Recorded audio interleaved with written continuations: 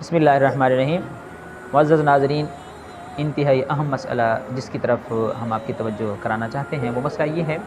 کہ عید الفطر کے موقع کے اوپر بہت سارے دوست احباب ایسے ہوتے ہیں جو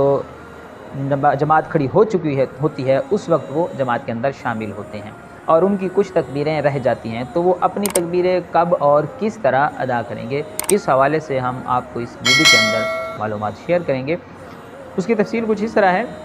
کہ جماعت کھڑی ہو چکی تھی عید الفطر کی یا عید الاضحیٰ کی، اور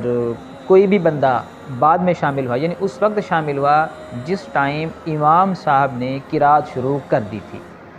تو اس کے لیے حکم شرع یہ ہوگا کہ وہ جب امام اگرچہ اس نے قرات شروع کر دی تھی تو اسی ٹائم وہ 3 تکبیریں کہہ دے گا، اور اگر اس ٹائم نہ کہہ سکا، یعنی وہ اس ٹائم آیا کہ جس ٹائم امام رکوع میں چلے گئے تھے، تو پھر اسے چاہیے کہ وہ رکوع کے اندر ہی 3 تکبیریں کہے، ہاتھ اٹھائے بغیر۔ یعنی اگر 3 تکبیریں پوری کہہ سکتا ہے تو کہہ دے، وگرنہ جتنی 1 2 ہو گئی ان کی، اور باقی یعنی 1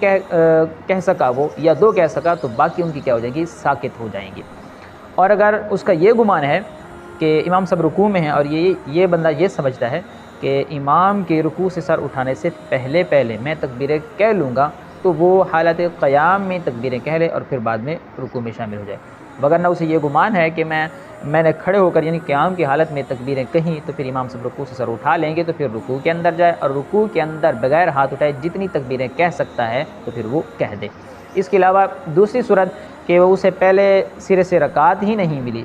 تو پھر جب وہ اپنی بقیہ رکعت ادا کرے گا تو پھر بقیہ اپنی تکبیریں بھی اسی رکعت کے اندر کرے گا۔ لیکن اس کی تھوڑی سی وضاحت میں عرض کر دوں، وہ یہ کہ جب وہ امام صاحب سلام پھیریں گے، اپنی نماز ختم کریں گے جماعت، تو پھر یہ جب کھڑا ہوگا تو اگر یہ پہلے تکبیریں کہے